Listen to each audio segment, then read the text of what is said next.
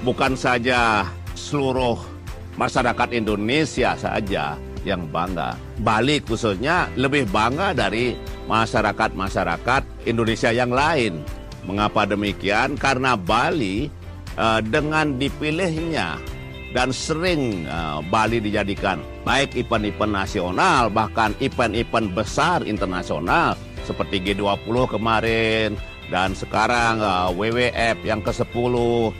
Ini sebuah kehormatan bagi Bali yang membanggakan kepada masyarakat Bali dan juga segenap masyarakat Indonesia yang kebetulan akan datang ke Bali. Mari kita aktif dan secara sadar ikut mendukung kesuksesan dari event World Water Forum yang ke-10 ini, yang Ratu dengar diikuti oleh 143 negara, berarti 143 kepala negara akan hadir, dan 10 organisasi internasional, dan sekitar 17.000 peserta. Wah, ini luar biasa juga. Semoga TNI, Polri, pemerintah daerah, pusat, dan masyarakat semua, desa-desa adat, pecalang-pecalang, sukses di dalam melaksanakan tugasnya masing-masing, sehingga negara kita harum namanya di dunia internasional, dan juga Bali semakin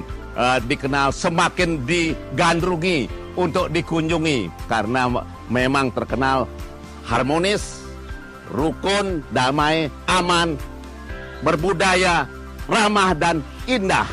Begitu kira-kira.